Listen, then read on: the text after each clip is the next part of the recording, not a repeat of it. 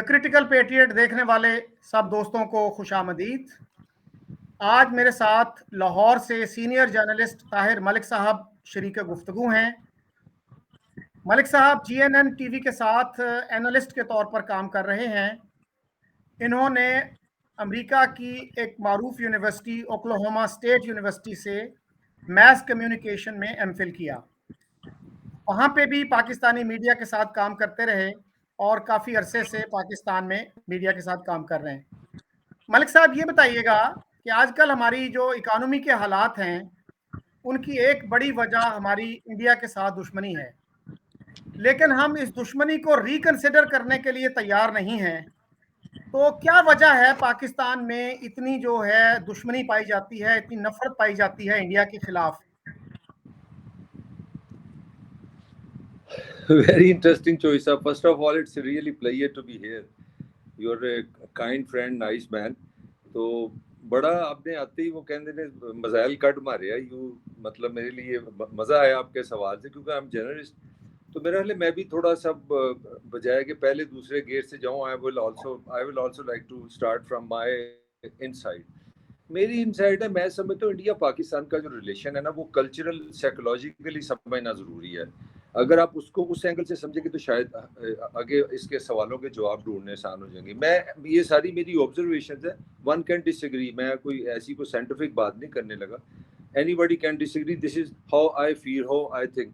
मैं समझता हूँ कि ये जो कल्चर है ना, इसकी अपनी कहानी है, ये कल्चर किस तरह बना है, मगर ये कल्चर माजी का कल्चर है। जो लोग, जो सोसाइटीज, जो कल्चर माजी में रहते हैं ना, वो कॉन्फ्लिक्ट में रहते हैं।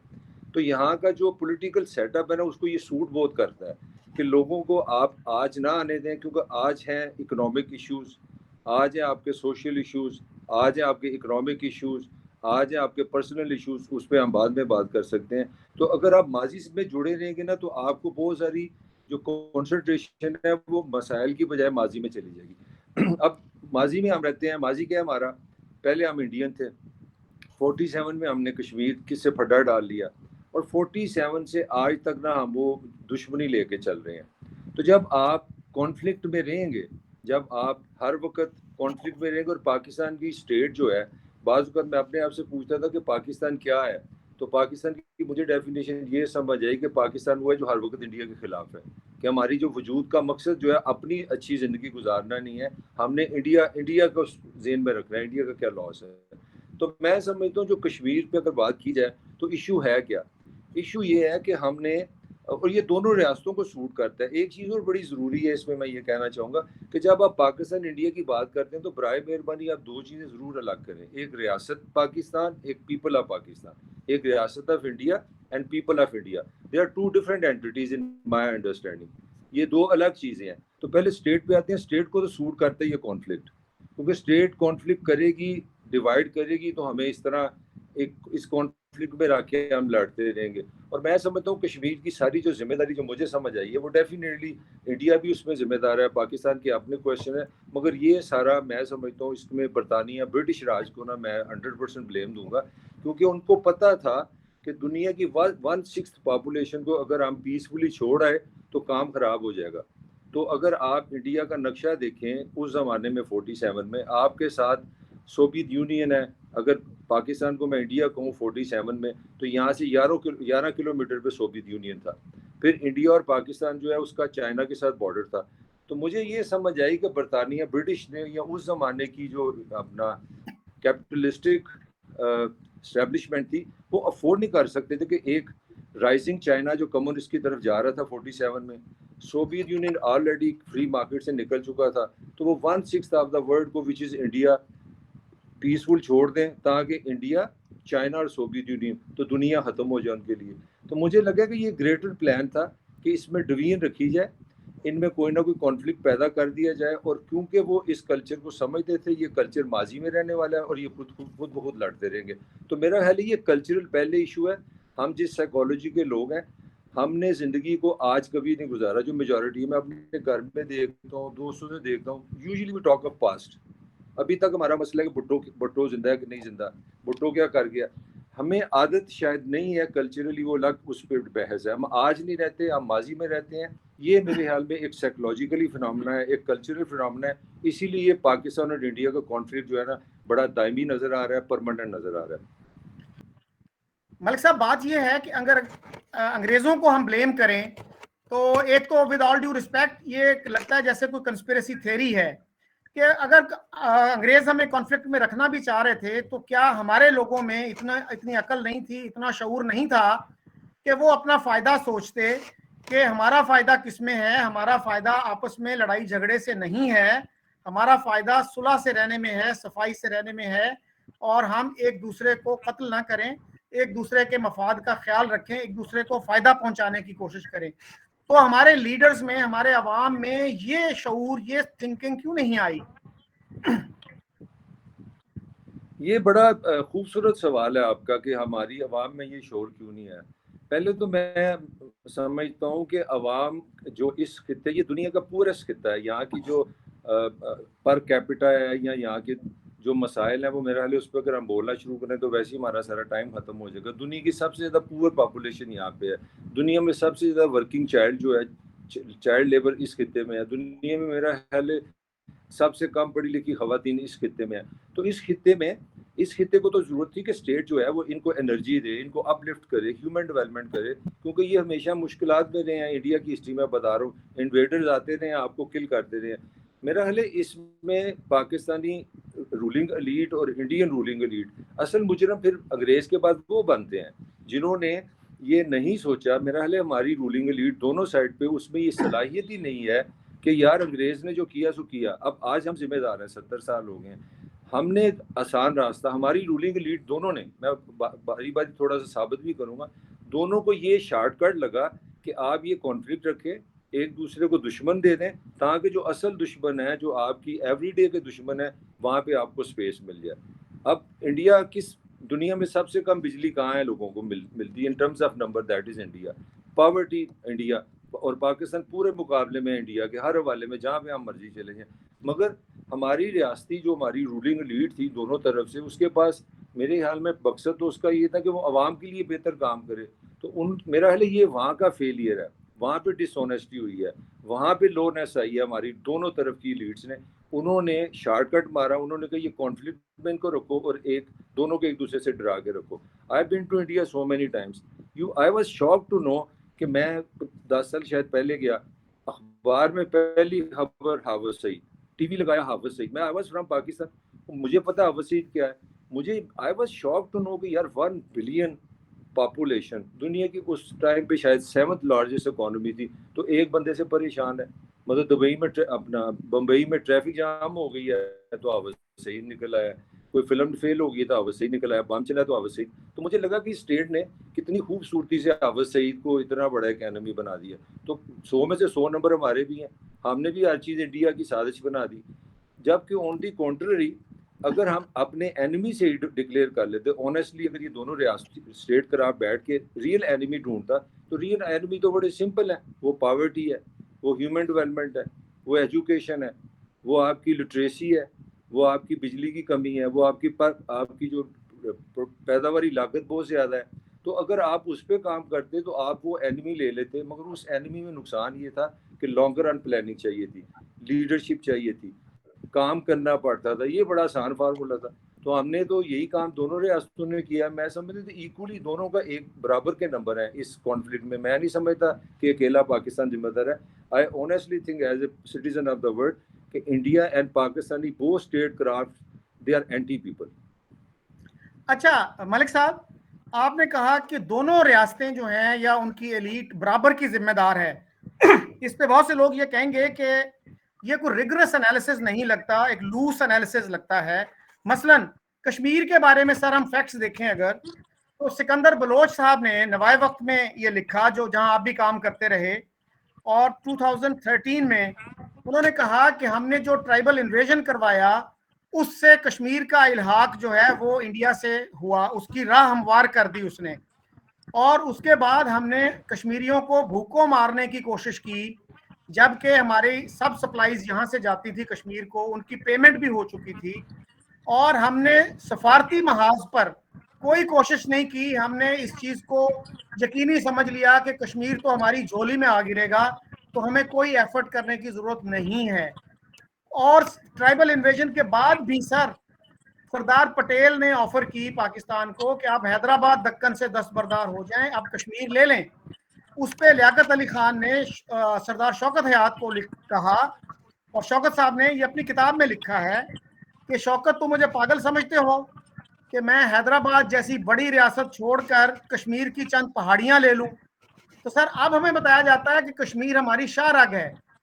तो उस वक्त जो था, हमें ज्यादा अट्रैक्शन महसूस हो रही थी हैदराबाद दक्कन में, क्योंकि उसके पास पैसे बहुत थे, वो बहुत अमीर रियासत थी। तो सर ये दोनों साइड को इक्वल मेजर में ब्लेम करना मेरे ख्याल में एक रिगरस एनालिसिस नहीं हो सकता, विद ऑल ड्यू रिस्पेक्ट। नहीं, I have nothing against you, ना मैं आपसे बहस कर रहा हूँ, ये मेरा पॉइंट ऑफ व्यू है, मैं इसको मजीद एलैबोरेट करूंगा। देखें, मेरे ख्याल में आपने बिल्कुल सही कहा। 48 का जो अपना मुजाहिदीन जिसको बोलते हैं हम पाकिस्तानी या फ्रीडम फाइटर बोलते हैं, वो चले गए वजीरिस्तान से लोग, वो आई डोंट अप्रूव दैट। मेरे ख्याल में वो गलत था। I agree with you.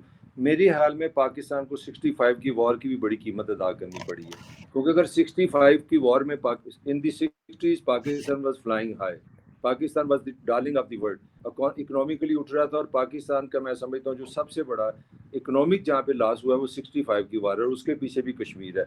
यहाँ से तो मैं आपसे एग्री करता हूँ, मगर मेरा फिर वही सवाल है कि why I should be living in yesterday. मेरे पास अब दिमाग नहीं है, मुझे अब समझ नहीं है कि यार गलत अयूब गलत कर गया, लियाकत गलत कर गया, उधर से नेहरू गलत कर गया। नेहरू ने भी तो कहा था ना कि we don't believe in the force marriage. वो किधर गया उसकी कमिटमेंट जो उसने की थी, कि मैं हम फोर्स मैरिज पे बिलीव नहीं करते। पहली बात। अब मैं इंडिया पे आने लगा हूँ। दूसरी बात ये है, अपना अपना चोई साहब, वी बोथ आर पंजाबीज, तो हमारे कल्चर में एक चीज़ है, हमें एक चीज़ की समझ है कि जब आपका कॉन्फ्लिक्ट होना तो गिविंग ताकतवर करता है, बड़ा करता है, छोटा तो वैसे इनसिक्योर होता है। तो Pakistan was no match to India even in the beginning, even up today, ना आबादी में, ना फौज में, ना पैसे में। तो इंडिया ने कहाँ पे दिल दिखाया कि यार ये पागल जैसे बेवकूफ़ है, ऐसे हमसे लड़ रहे हैं, चलो इनको खुश कर दो, एक रेफरेंडम करा दो या कश्मीर पे एक सेटलमेंट कर लो। तो जो बड़ा होता है वो बड़ापन दिखाता है। तो I think they equally responsible, that's my argument. India ने कहाँ पे बड़ापन दिखाया? अगर इन्होंने कहा जी हमने लड़ना है तो it's even. But let me give you my conclusion about it, what I am trying to tell you, कि आपका क्या ख्याल है, हम में अकल नहीं है? 2021 में नहीं हम सोच सकते? हमारे पास एक बहुत बड़ा मॉडल है, आपके साथ ही देखें, चाइना को देखें। चाइना और इंडिया का $100 बिलियन से ज़्यादा का ट्रेड है। पाकिस्तान का बजट मेरे ख्याल 40 बिलियन से ऊपर नहीं जाता। $100 बिलियन की मैं बात कर रहा हूँ, और ये भी मेरी पुरानी फिगर है, आई एम श्योर कि इससे भी ऊपर चला गया। चाइना ने हाथों से डंडों से मार मार के 16 इंडियन सिपाहियों को मार दिया, और उन्होंने ट्रेड बंद नहीं किया। चाइना की और इंडिया की शदीद कॉन्फ्लिक्ट है, मगर जब वो अपना क्या होता है, वो उनकी दिवाली आती है तो जो भूलझड़ियाँ चलाते हैं वो चाइना की बनी होती हैं। तो जो इकोनॉमिक रियलिटी है ना, ये इशू है मेरे ख्याल में हमारा, जो पाकिस्तान इंडिया का। चाइना मेरे ख्याल एक बेस्ट मॉडल है हमारे लिए in terms of understanding Pakistan India relationship and Kashmir conflict. China ने 30 साल पहले का चाइना आप देखें, classical third world. China is no doubt the second largest economy of the world and they are rising like anything. हमारे मरने से पहले it would be the number 1 अपना state of the world. Why? Because of a very simple, उन्होंने कहा माजी को भूलो, कॉन्फ्लिक्ट निकालो, जो इकोनॉमिक इंटरेस्ट है उस पर बात करो। अब मुझे बताएं, हम माजी की जो बहस कर रहे हैं वो चलती रहे। अगर इंडिया पाकिस्तान, आपसे ज़्यादा किसको पता है कितना फ़ायदा है? इंडिया एक्सट्रीमली डिपेंडेंट है पाकिस्तान पे। इतना बड़ा मुल्क है इंडिया, मगर जहाँ पे उसका समंदर लगता है, पूरा ऊपर लोग है, वो पाकिस्तान उसका गेट है। अमृतसर से 6 घंटे 5 घंटे है अफगानिस्तान का बॉर्डर। मतलब पाकिस्तान की जो लोकेशन है वो डार्लिंग लोकेशन है। पाकिस्तान एक दिन की एक्सेस दे रहा है इंडिया को to go to Afghanistan and central Asia, even Iran. India की सारी जो टेक्नोलॉजी की, जो तवानाई की, सॉरी एनर्जी की डिपेंडेंस है, वो ईरान से रिलेशनशिप है। बीच में पाकिस्तान है, आप पाइपलाइन दे दें, दुनिया की 1/6 वर्ल्ड को एक तवानाई सस्ती मिलेगी ईरान से। तो मैं कहना चाह रहा हूँ Pakistan has a lot to offer to India today, and same case with Pakistan. Pakistan $6 billion के लिए IMF से जाके छतरोल कराता है, और पूरी लंबी कहानी है। यू नो, पाकिस्तान पे FATF चढ़ा हुआ है, पाकिस्तान का ग्रे लिस्ट नहीं खत्म होती। पाकिस्तान रोने रोता है जी हमारे पास पेट्रोल नहीं है, आप जाके सऊदी अरब से जाके कोई यार भाई मेहरबानी करो थोड़ा उधार दे दो, तो कहानी क्या है? थोड़ी सी सैनिटी अगर दोनों में आ जाए कि यार चलो कॉन्फ्लिक्ट को थोड़ा सा पीछे करते हैं, अपना ये नेहरू ठीक था या जिन्ना ठीक था या अपना लियाकत ठीक था, सैनिटी क्या, लिव इन टुडे, यही मैं कह रहा हूँ, आपको पास से निकलना पड़ेगा। आप बताएं व्हाट वी कैन ऑफर, बोस बैठे कि दिस वी कैन ऑफर, तो विन विन बन जाएगी। जब आप एक दूसरे पे इकोनॉमिकली डिपेंडेंट हो जाएंगे, को थोड़े मजे आएंगे, $4 आप कमाएंगे, $4 आप कमाएंगे, दोनों जब कमाएंगे तो मैं आई अश्योर यू ये माजी से भूल के आज कश्मीर भी सेटल कर लेंगे। लेकिन मलिक साहब, पाकिस्तान में बहुत सारे ऐसे लोग हैं, मेरी फेसबुक पे एक साहब ने लिखा, और वो शायर आदमी हैं, सीनियर ओहदे से रिटायर हुए, उन्होंने कहा कि पाकिस्तान इंडिया की नफरत के बगैर जिंदा नहीं रह सकता, तो हमारे लिए इस नफरत के साथ जिंदा रहना जरूरी है, क्योंकि दो कौमी नजरिया ये था कि हिंदू और मुसलमान इतने डिफरेंट हैं कि वो इकट्ठे नहीं रह सकते। तो उस नजरिए की बुनियाद पे अगर एक मुल्क अलहदा होगा, वो आराम से कैसे रह सकता है अपने बड़े हमसाये के साथ? ये देखे ना, एक बंदे को तो मैं पाकिस्तान नहीं ना समझता, मैं पाकिस्तान 22 करोड़ लोगों का बंदा है ना, ठीक है, उसका राइट है, वो जो मर्जी समझे, वो इससे भी आगे चला जाए, बट मैं उसको सीरियस नहीं लूंगा। मेरा आर्गूमेंट ये है, इंटरप्रिटेशन है ना, जो मैं बार बार कह रहा हूँ कि पाकिस्तानियों का सबसे बड़ा मसला ये कि माजी में रहना है। इशू क्या है? अगर आपने जो मुझे आइडिया दिया मैं उसकी मैं इंटरप्रिटेशन कर देता हूँ, और वो सेलेबल है कि पाकिस्तान इसलिए बनाया गया था कि हम हिंदुओं के साथ अगर रहते तो हम इकोनॉमिकली पीछे रह जाते, हमारी क्वालिटी ऑफ लाइफ शायद ऐसे ना होती। और मैं ईमानदारी से समझता हूँ कि पाकिस्तान बनने से एक अच्छी खासी मिडिल क्लास बनी है, मुसलमानों को फायदा हुआ है, पंजाबी मुसलमानों को भी फायदा हुआ है। ये जो DHA बने हैं ये चूंगे में बने हैं। आपकी जो क्वालिटी ऑफ लाइफ है, जरा यहाँ गाड़ियों की तादाद देखें, आईफोन हर बंदे के हाथ में है। तो पाकिस्तान के बनने से इकोनॉमिक बेनिफिट हुआ है, वो के सबको नहीं हुआ।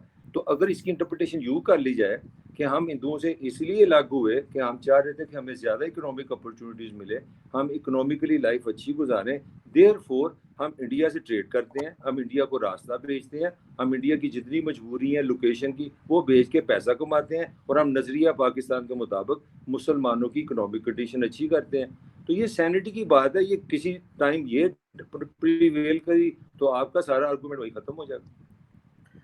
अच्छा सर, MB नकवी हमारे एक सीनियर सहाफ़ी थे, तो उन्होंने एक दफ़ा ये लिखा था कि 65 की जंग हमने करके देख ली कश्मीर हासिल करने के लिए, वो हम नहीं कर सके, तो उसी वक्त हमें ये एहसास हो जाना चाहिए था कि अब हम आगे बढ़ें और इस मसले को ख़त्म कर दें, यानी स्टेटस को एक्सेप्ट करते हुए। तो वो किसी हुकूमत में भी इतनी हिम्मत नहीं थी, उनको यही था कि जो हुकूमत भी इस पे ज़रा सा कंप्रोमाइज़ करेगी, स्टेटस को एक्सेप्ट करेगी, उसका तख्ता उल्टा जाएगा, क्योंकि अवाम को वन साइडेड वर्जन दिया गया। कि हम 100% सही हैं, इंडिया 100% गलत है। उन हालात में जब तक कि आप अवाम की जो मालूमात हैं उसको करेक्ट नहीं करेंगे, इसी तरह से 65 की जंग में अयूब खान ने इतना प्रोपेगेंडा किया कि हम जीत गए और दुश्मन हार गया, दुश्मन दुम दबा के भाग गया। फिर जब वो गए ताशकंद में, तो वहां पे उनको ऐसी बातें मानना पड़ी कि जो हकीकत से करीब तर थी। उसके बाद फिर माल रोड पे स्टूडेंट्स का जुलूस भी निकला, फिर खून भी बहा। तो आप जब अवाम को इमोशनल स्लोगन्स देंगे तो फिर आप ये एक्सपेक्ट नहीं कर सकते कि वो रैशनल तरीके से बिहेव करेंगे। I don't buy that. मेरा नहीं है Pakistani people at Pakistan irrational or emotional. I don't think so. This is all your media. This is the management. You touch the heart of the people of Pakistan. At the end of the day, they're human beings. What they want their kids to go to school. They want to have a good breakfast. They want to live a luxury life. They want to live a decent life. आपने उनकी ये आवाज़ सुनी कोई नहीं, और आपने sir पे चढ़ा दी जी कि पाकिस्तानी पागल इंडिया से लड़ना चाहते हैं। आप अभी सर्वे करें, बंद करें ये प्रोग्राम, और 100 बंदों से पिंडी में पूछे जाके 1 2 3 what is more important for you, the education of your family, food, quality of life, और war with India? I sure you 90% would disagree with you. तो पॉइंट सारा ये है कि ये परसेप्शन है क्या क्या आपने बनानी है। जिस दिन पाकिस्तान की लीडरशिप ने ये फैसला कर लिया, क्योंकि ये सैनिटी है, इंसान दुनिया में अच्छी ज़िंदगी गुजारने है, सैनिटी यही है, सच यही है। तो आप देखें, मैं आपको गारंटी देता हूँ 3 महीने में 6 महीने में पाकिस्तान का पब्लिक ओपिनियन सारा बदल जाएगा। मुझे याद है, मुशर्रफ को भूल गए आप? आज से 15 साल पहले जब लाहौर में क्रिकेट मैच हुआ है तो पाकिस्तान का आर्मी चीफ पाकिस्तान को रूल कर रहा था, तो एक बड़ी सोहनी सी लड़की आ जाती थी टीवी पे मैच देखती है, इधर इंडिया का झंडा है इधर पाकिस्तान का झंडा है, तो वी आर कजन्स। तो वो तो आपने दुकान लगाई तो मैंने तो कोई देखा यहाँ गोलियां चली हों और लोग पागलों की तरह बाहर आ गए। याद करें फुटेज निकाले ना जरा 2000 में, मुझे एग्जैक्टली याद नहीं आ रहा, जब कायदे आज़म की बेटी भी आई थी मैच देखने, तो वहां तो लग रहा था हम कजन है, हमारी हिस्ट्री एक है, फलां फलां फलां। तो ये सारी ये क्योंकि मैं स्टूडेंट है मीडिया, मैं इसको बहुत अच्छी तरह समझता हूँ एजेंडा सेटिंग क्या होती है या माइंड किस तरह बनाते हैं। तो ये तो थोड़ी सी अगर सैनिटी आप में आ जाए, थोड़ी सी अगर खूबसूरती आ जाए, तो पाकिस्तानी यार मेरा ख्याल दुनिया के इतने खूबसूरत लोग हैं। मैं अमेरिका में रहता हूँ, इतनी दुनिया घूमी है, सारी दुनिया का हिस्सा हूँ, मगर मुझे इतने अच्छे, इतने इनोसेंट लोग, इतने मतलब डाउन टू अर्थ लोग ही कहीं नहीं है, क्लेवरनेस इनमें है ही नहीं। आप इनको सेकंड ओपिनियन तो दे, जरा मौका तो दें। तो सेकंड ओपिनियन मलिक साहब कौन देगा इनको? क्या हमारे यहाँ कोई मीडिया आउटलेट ऐसा है जो एक सेकंड ओपिनियन या डिसेंटिंग पर्सपेक्टिव देता हो, यानी अवाम को वो दूसरा नुक्ता नजर दिखाता हो? वो तो गद्दारी समझा जाता है दूसरा नुक्ता नजर जो है। मैं समझता हूँ ये भी बड़ी मिडिल क्लास की कन्वीनियंस है। मीडिया क्या है? जो सोसाइटी मीडिया पे डिपेंड करके बैठी है कि मीडिया बदलेगा तो उसका पाकिस्तान वाला ही हाल होगा। Media has nothing to do, media तो एक टाइम किलर चीज है। वो तो दो पावर्स हैं, एक पॉलिटिकल पावर है, एक इकोनॉमिक पावर है, उसके अंदर ऐड के अपनी दिहाड़ी लगा रहे हैं। आप उसको कह रहे हैं वो आपका इमाम बनेगा, आपको लेके जाएगा, ये सोच ही गलत है। पाकिस्तान की होप इज नॉट मीडिया। मैं आपको बताता हूँ वेयर इज द होप।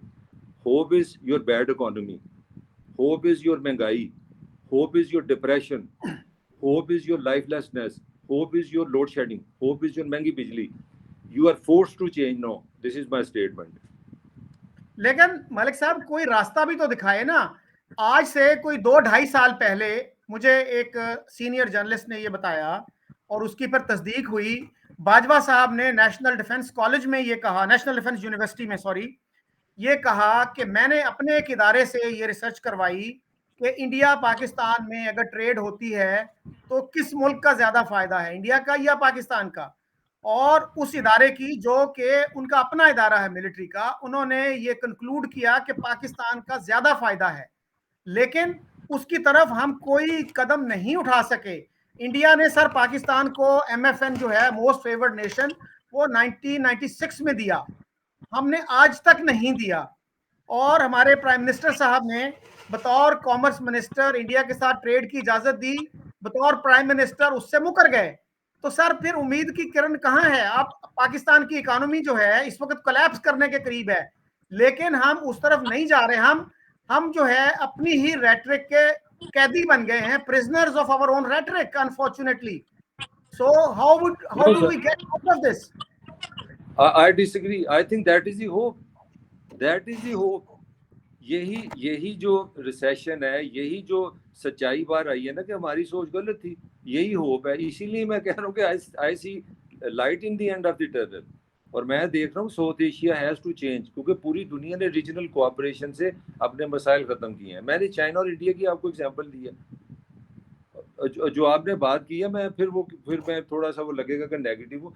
मैं समझता हूँ कि Imran Khan went out of the way.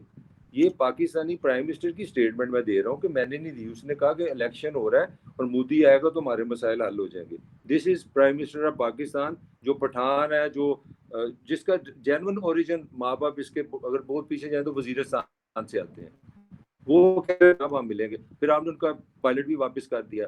फिर आपने खुद ही बता दिया कि आपके जो आर्मी चीफ हैं, ये जो रास्ता दिया उनको वहाँ पे शकरगढ़ में, वो पाकिस्तान की मतलब परसेंट आर्मी के बगैर मुमकिन है। फिर सबसे बड़ी बात आपने खुद बता दी कि आर्मी चीफ कह रहा है ऑन रिकॉर्ड अपने यूनिवर्सिटी में कि यार हमें इंडिया से रिलेशन बनाने हैं। और मुझे अच्छी तरह याद है कि उसमें ये भी इस तरह की भी बातें हुई हैं कि इवेंचुअली हम लड़ नहीं सकते, हमें कहीं ना कहीं इसको सेटल करना है। तो मेरा अपना ख्याल है, आई कुड बी रॉन्ग, मुझे लगा कि मोदी को जो इंटरनल प्रेशर आया ना, तो मतलब इंडिया में आप इमेजिन नहीं कर सकते पाकिस्तान कितना बिकता है। Pakistan bashing is the darling of Indian media. मैं तो हैरान रह जाता हूँ as a student of journalism पे, यार ये दुनिया की सबसे बड़ी जमहूरियत है, this is the world class जमहूरियत। तो मीडिया एक पाकिस्तान रखा हुआ है, एक जर्नैल पकड़ लेते हैं, एक हाफिज सईद पकड़ लेते हैं और हम सब को पागल समझते हैं। यार खुदा का वास्ता, क्या तुम क्या समझते हो? तो I don't by this media shit in Pakistan. अपना in India, and I don't buy this कि Indian media represent the people of India. आप इंडियन लोगों से मिले, they are people. आप पाकिस्तान के लोगों से मिले, they are people. Touch their heart, you will find the same person. तो ये मीडिया की अपनी दुकान है, उसको भी कॉन्फ्लिक्ट सूट करता है। जोई साहब, try to understand what I am saying. India media के पास बेचने को होते कुछ नहीं है। मैं तो अच्छा जब मलिक मीडिया साहब, जो मैं जी मलिक साहब, आपने हाफिज सईद की दूसरी दफा बात की, तो क्या हाफिज सईद ने कभी इंडिया के खिलाफ जो है वो कोई कदम नहीं उठाया? अब देखिए, ये जो बंबई अटैक्स थे, क्या उसमें हाफिज सईद का कोई हाथ नहीं था? डेविड हेडली जो है, दाऊद गिलानी जिसका असल नाम है, उसको अमेरिका में 35 साल सजा हुई है। तो क्या इंडियन मीडिया अगर उसका जिक्र करता है, हाफिज सईद के अपने बयानात का जिक्र करता है कि किस तरह से वो वर्ल्ड टेररिस्ट उसको डिक्लेयर किया गया है, लेकिन वो कितनी आजादी के साथ पाकिस्तान में घूमता था और चैलेंज देता था अमेरिका को भी, वेस्ट को भी, कि मुझे आओ गिरफ्तार करके देखो। तो सर ये भी तो हकायक है ना, मीडिया के पास कुछ मटेरियल होगा तो वो उसको बेचेगा ना। तो मीडिया के पास क्यों हम उनको एम्यूनेशन देते हैं कि आप उसके साथ फिर पाकिस्तान को आप बैश करें, जिसको आपने बैशिंग का लफ्ज कहा? नहीं, वो तो देखे ना, हर चीज होती है। अब मैंने यहाँ पे बेशुमार चीजें की, आप मेरा फिक्रा ले सकते हैं कि इंडिया से लड़ो और इंडिया पे एटम बम मार दो, वो भी ताहिर मलिक ने किया और मेरा मैसेज ही कुछ हो रहा है। ये बात नहीं होती कि कहावत सीधा आप पकड़ लें यार। उस इस मुल्क में तो अपना, आप भी तो अपना चौधरी साहब भी तो रहते हैं ना इस मुल्क में। आसमा जगी नहीं रही थी इस मुल्क में। इस मुल्क में पीस लवर लोग नहीं है। इस मुल्क में लोग नहीं है जो जाके दिए जलाते थे बॉर्डर पे। आप उनको भी तो इक्वल कर सकते हैं, ये बात नहीं है। बात फिर वही आती है जो मेरा मेरा क्योंकि मैं इस खिते में पैदा हुआ हूँ, मैं इस खिते की ज़मीन को समझता हूँ। इस खिते में जो बड़े लोग पैदा हुए हैं घरों में, मोहल्लों में, वो हमेशा एक चीज़ कहते हैं कि जब आपका कॉन्फ्लिक्ट हो जाए ना, तो झुकना बड़े को चाहिए, जिसके पास ज़्यादा ताकत हो। स्पेस वो देता है, क्योंकि जो छोटा होता है ना साइकोलॉजिकली, वो तो अभी लड़ने बनने को तैयार होता है। उसको तो गैरत का हैजा होता है कि मैं ज़रा बेंड हुआ तो मैं मेरी वीकनेस चली जाएगी। मैं ईमानदारी से समझता हूँ कि पाकिस्तान पे ये प्रेशर इंडिया ने रखा हुआ है कि ज़रा नीचे लगेगा तो ये इसकी वीकनेस होगी। तो यार अगर आप उसको थोड़ा सा रास्ता दे दें, हम आप कई जिंदगी में 10,000 चीज़ें होती हैं। मैं देखता हूँ कि मैं गलत होता हूँ। आप जैसे बड़े खूबसूरत लोग हैं जिन्होंने हमारी गलती भी माफ़ की, हमें प्यार किया और हमें सुलझा दिया। इंडिया को स्पेस देनी चाहिए, पाकिस्तान को। इंडिया को कहना चाहिए कि यार चलो लानत भेजो, हम गलत हैं, सही, आओ बताओ कोई फेस सेविंग तुम्हें देते हैं, लेट्स गो अहेड। बड़े का काम बड़ा होता है, ये भी समझे आप। अच्छा मलिक साहब, क्या दो तीन चीजें बताइए कि जो इंडिया को करनी चाहिए, जिसको आप कहते हैं कि स्पेस दे या बड़ापन दिखाए, और दो तीन चीजें वो कौन सी हैं जो पाकिस्तान को करनी चाहिए? देखें, मेरा ख्याल है ये अगर एक काम कर देना, बड़ा वो फिल्मी सा मेरा जवाब है। दोनों स्टेटें जहाँ पे फंसी हैं, मैं तो मेरी क्या औकात है कि मैं इनका कुछ कर सकता हूँ। लड़ने जो कर रहे हैं यार, कल के लिए, साउथ एशिया के मुस्तकबिल के लिए और यहाँ के आने वाले बच्चों के लिए। यार दुनिया में खुराक की कमी का शिकार सबसे ज्यादा बच्चे इस खिते में है। सबसे ज्यादा माएँ जो है जिसमें खून का मसला है वो इस खिते में है। मैं कोई मुझे डाटा बता दें जहाँ पे ये लो पे ना आवे सब कॉन्टिनेंट। या खुदा का खौफ है। आप एक काम कर दें, आप सिर्फ मुझे 3 या 4 साल दे दें। अगर दोनों में से एक, तो ये बड़ा इनका मसला है ना, जो इंडिया करेगा पासन करेगा, वो पासन करेगा वो इंडिया करेगा। इनमें एक भी रियासत अगर ये कर दे कि हम आपको वीज़ा देते हैं, लोगों से मिल सकते हैं। चोई साहब, आई अश्योर यू 2 से 3 साल में जिस पब्लिक ओपिनियन की आप मुझसे बार बार हिट कर रहे हैं ना, वो खुद ब खुद ही खत्म हो जाएगा। Let the people meet each other. Let them see each other. They speak the same language. They have same mindset, same culture है, हजारों सालों का एक्सपीरियंस है। जब ये मिल जाएंगे, एक दूसरे को देख लेंगे, आप ईमानदारी से आप चले जाएं इंडिया में, खासतौर पर नॉर्थ इंडिया जो है, यहाँ जो पंजाब के इलाके, आप 100 इंडियन को मिलें जो पाकिस्तान होके गए हैं। उनसे पूछें यार हाउ इज पाकिस्तान, एंड आप 100 उन लोगों से पूछें जो never been to Pakistan, how is Pakistan, there would be hell of difference. The people they have not been to India from Pakistan, they will do the same. मेरा ख्याल है कि अगर ये रियासतें हम पे सिर्फ 2 मेहरबानी कर दें, एक मेहरबानी कर दें कि हमें थोड़ा सा फैसिलिटेट कर दें, हमें एक दूसरे से मिलने दें, और देखें things would be change automatically. अच्छा मलिक साहब, आपने आसमा जहांगीर की बात की, तो आसमा जहांगीर जो है उसको तो हमारे जो मुहब्बे वतन लोग हैं वो तो गद्दार कहते हैं। इसी तरह से परवेज हुद भाई को वो गद्दार कहते हैं। जो बंदा भी जो डिसेंटिंग पर्सपेक्टिव रखता है वो तो डिसेंट तो हमारे यहाँ गद्दारी के मुतरादिफ है। तो ये तो मेन स्ट्रीम के लोग नहीं है ना सर, मेन स्ट्रीम के लोग क्यों नहीं ये अमन की बात करते, ये है मसला। यार मेन स्ट्रीम इस रियासत से साथ उनके मुफादत जुड़े हैं। आप बच्चों वाली बात कर रहे हैं। मैं आपको होप क्या दे रहा हूँ, मैं होप ये दे रहा हूँ कि पाकिस्तान के जो इकोनॉमिक इश्यूज हैं वही हमारे होप हैं। अब हमारी जो स्टेट क्राफ्ट है उसको इजी होना पड़ेगा, उसको सॉफ्ट होना पड़ेगा। और ये मैं कोई तंज में या गुस्से में बात नहीं कर रहा, इंसान इसी तरह सीखता है। रियासतें हों, मोहल्ले हों, माशरे हों, माशरे इस तरह ही सीखते हैं। पाकिस्तान के लिए देखें, इंडिया चाहे अमेरिका में रेगन ने क्या किया था 80s में। रेगन से मुराद अमेरिका है।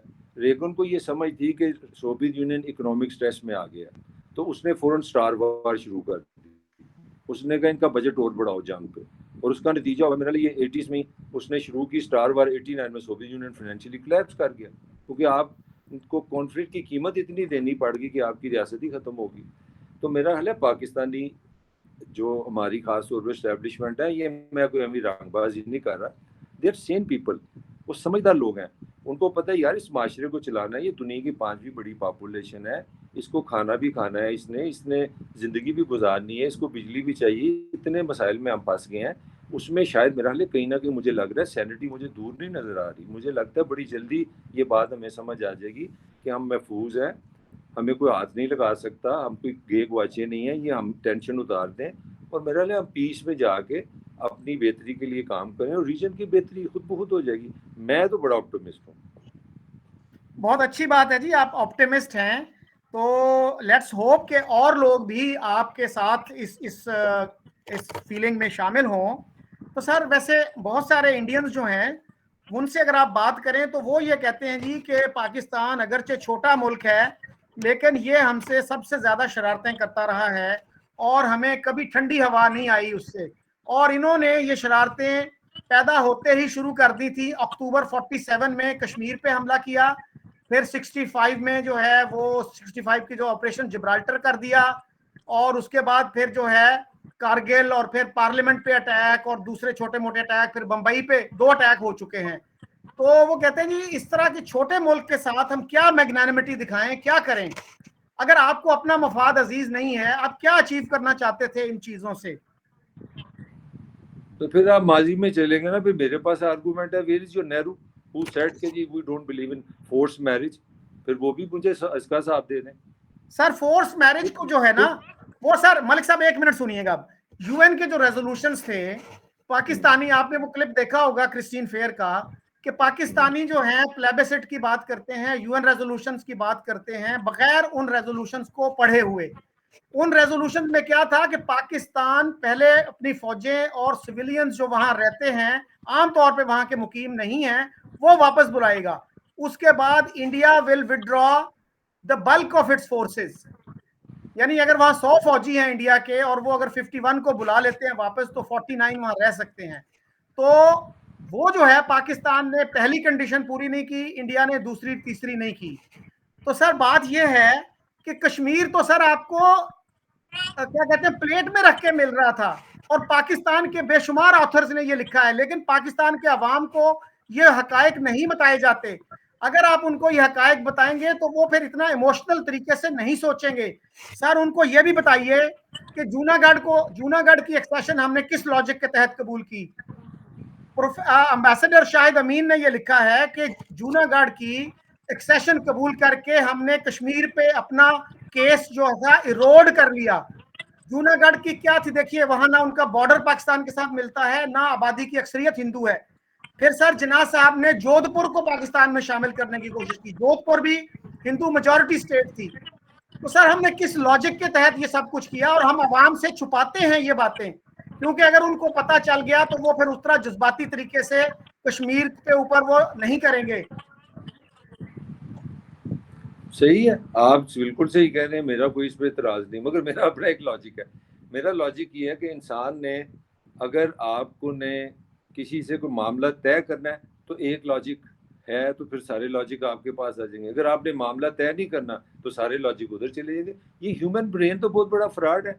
आप इसको किस तरफ किस डेस्टिनेशन पे लेके जाना चाहते हैं, वही आप आर्गूमेंट कर लेंगे। अगर पाकिस्तान या इंडिया, जो मेरा आर्गूमेंट है वो उसमें हो सकता है सेल्फिश में साउंड करें, इंडिया बड़ा है, दुनिया की 5th लार्जेस्ट इकोनॉमी है, अगर वो सीरियसली सोचे यार इनका पंगा क्या है, इनका मसला क्या है, और बैठो कोई, मैं जो बार बार कह रहा हूँ, अब यूएनओ की रेजोल्यूशन, ये क्या दुनिया इतनी सूल परस्त है कि हम उस पर चलते हैं? किधर गई आपकी यूएनओ, किधर गया फलस्तीन आपका, जो आपने हाल कर दिया, जो अफगानिस्तान में हुआ है, जो लिबिया में हुआ है, किधर गई आपकी रेजोल्यूशन? जो साहब ऐसे कंपनी की मशहूरी है सारी। अगर आपने ये मामला तय करना है तो देयर आर 100 वेज, अगर आपने मामला तय नहीं करना तो फिर आपके सारे आर्गूमेंट ठीक है। मेरा एक सिंपल सा आर्गूमेंट है कि अगर इंडिया, चले पाकिस्तान हम मान लेते हैं बैड बॉय है, अगर इंडिया कहीं ना कहीं ये सोचता है कि यार इनको कोई ऐसी कोई फेस सेमिंग दी जाए, कोई ऐसा इनको रास्ता दे जाए, देखिए ये भी समझे ना कि पाकिस्तान की बड़ी इन्वेस्टमेंट है कश्मीर पे, इस कॉन्फ्लिक्ट पे, तो हमारी जो स्टैब्लिशमेंट है उसके लिए यू टर्न लेना भी बड़ा एक साइकोलॉजिकली मसला है। 74 ईयर्स आप लड़ते रहे कि हमने ये करना है वो करना है, और एकदम आप नीचे भी नहीं लग सकते। तो मैं बार बार जो कह रहा हूँ, मैं बड़ा देसी किस्म की बात कर रहा हूँ कि देसी मसाइल मैंने ख़त्म होते इस तरह देखे हैं कि जो चौधरी, आप तो सचमुच के चौधरी हैं कि जब आपने मसला हल करना होता है ना, तो फिर आप इक्वल नहीं होते, आप लेन देन नहीं करते, आपको थोड़ा सा अपना दिल थोड़ा बड़ा करके चीज़ों को कहते हैं यार चलो, नहीं राइट रॉन्ग की बहस नहीं करते।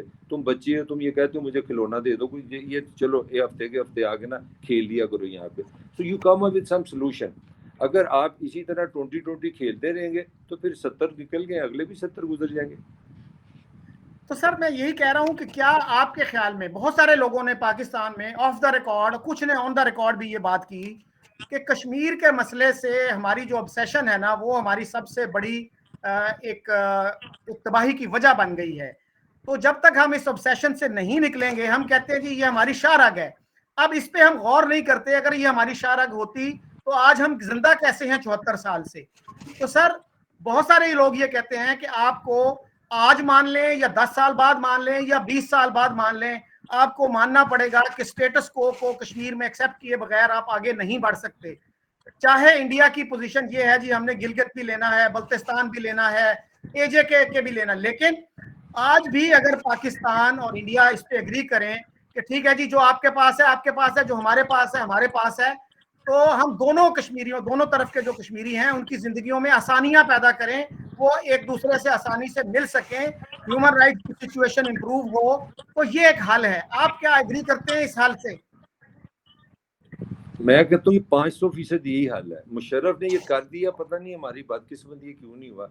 सिंपल सा आइडिया था कि दोनों जो कश्मीर, दोनों तरफ से जो कश्मीरी हैं वो वीज़ा फ्री हो गए, उनका शनाख्ती कार्ड है, उनके लिए बॉर्डर आपने ख़त्म कर दिया, they can trade, they can meet each other. तो मेरे लिए वो जो पाकिस्तानी है, जो इंडियन सिटीजन है, उनके लिए वो वैसे ही है। कश्मीरियों को आपने दोनों को एक दूसरे के करीब कर दिया, ट्रेड कर दिया। श्रीनगर वाला अपनी शालें बनाया और आगे मुजफ्फराबाद भेज दे, मुजफ्फराबाद वाला अपने रोड जाके श्रीलंगर भेज दे, दोनों को वीज़े की ज़रूरत नहीं, दोनों अपने अपने पासपोर्ट कैरी करें और अपनी ज़िंदगी को इकट्ठा कर लें।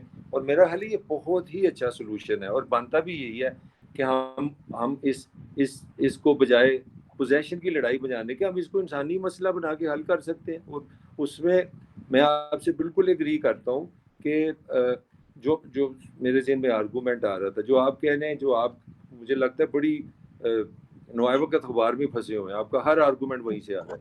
मैं आपको चैलेंज करता हूँ, आप चले जाएं जिस शहर में भी बैठे हैं, आप पाकिस्तानी, किसी 100 पाकिस्तानी से पूछ लें, मैं भी घूमा फिरा हूँ, दुनिया देखी है, ये जो इंडिया ने 2 साल पहले कश्मीर किया, कितने पाकिस्तानियों ने आग लगाई है, कितनी ईंटें चली हैं, कितने मतलब लोग के क्या जी हम इस्लामाबाद जा रहे हैं, Indian embassy, give me one example, किधर, वेयर इज द रिएक्शन?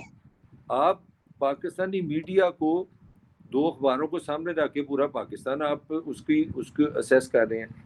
आप 100 पाकिस्तानी के पास जाएं, उनसे सिंपली, या आप पूछ लें कि पाकिस्तान का सबसे बड़ा मसला क्या है, मेरी राय में आपको दूध का दूध पानी का पानी हो जाएगा। जो हेट्रेड, जो गुस्सा, जो इमोशन की आप बात कर रहे हैं, you will see what I am trying to say. मैं तो इससे ज़्यादा नहीं कह सकता। आप कहीं पे सैंपल ले लें, आप पढ़े लिखे बंदे हैं, फॉरेन क्वालिफाइड हैं, आप रैशनल ब्रेन है, आप कराची में 100 बंदे ले लें, 100 लाहौर में ले लें, 100 पिंडी में ले लें, 100 पाकिस्तानी ले लें जो न्यूयॉर्क रह रहा है, 100 आप पाकिस्तानी ले लें जो लंदन में रह रहा है। 500 बंदे को ना एक सवालनामा दे दें, the biggest issue of Pakistan. आपको सारी बात समझ आ जाएगी कि पब्लिक ओपिनियन ये सारा हमें पानी का बुलबुला ही ऊपर ऊपर बना है। अंदर से पाकिस्तान और मेरा ख्याल है किसी हद तक इंडिया भी चाहता है कि यार हम अपने जो मसाइल हैं, जो रियल इश्यूज हैं, उसकी तरफ आए। और रियल इशू यार, इस पर कोई बहस है? पावर्टी है आपका, आपकी सेहत है, आपके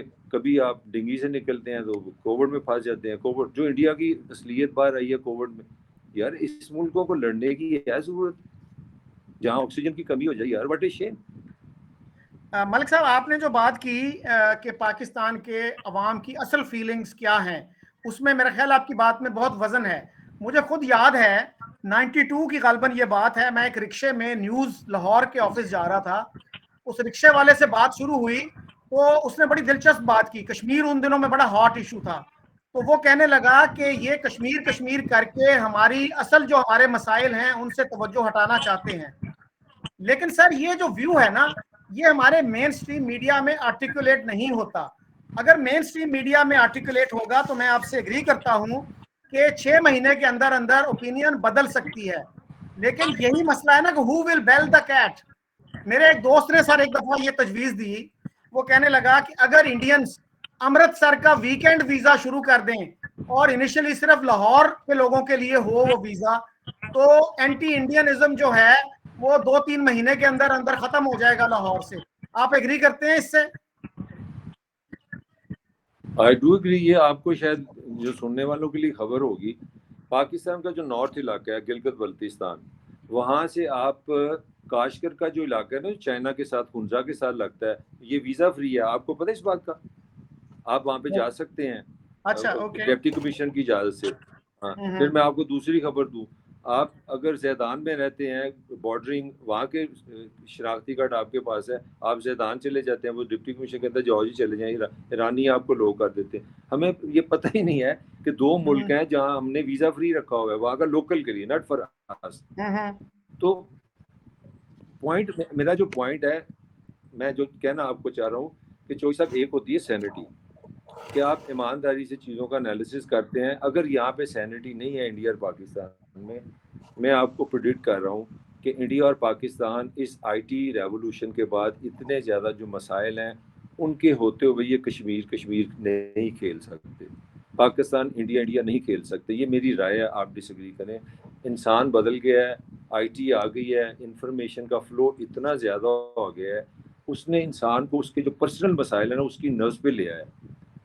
मैं खुद इस ज़िंदगी में मैंने देखा है कि पूरी दुनिया जो है ना वो बहुत ज़्यादा सेल्फिश हुई है और अपने अंदर वापस आई है। वो जो आइडियोलॉजी थी, वो मार्क्सिज्म फलानाइज्म, तो दुनिया सब दुनिया बड़ी क्लियर हो गई है। दुनिया को एक ही चीज़ समझ आई है कि मज़ेदार सी गाड़ी हो, अच्छा सा एसी हो, चलो हम मुसलमान हैं, हम गर्लफ्रेंड नहीं कहते, अच्छी सी शादी हो जाए, वगैरह वगैरह वगैरह, बस इतनी सी कहानी है।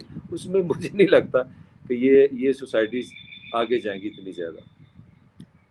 तो मलिक साहब, आखिर में मैं आपको एक कोटेशन सुनाना चाह रहा हूँ। पिछले दिनों अब्दुल बासित साहब, जो हमारे फॉर्मर एम्बेसडर हैं इंडिया में रहे वो, तो उन्होंने रियाज खोखर साहब का इंटरव्यू किया। वो भी हमारे फॉर्मर एम्बेसडर और फॉरेन सेक्रेटरी हैं।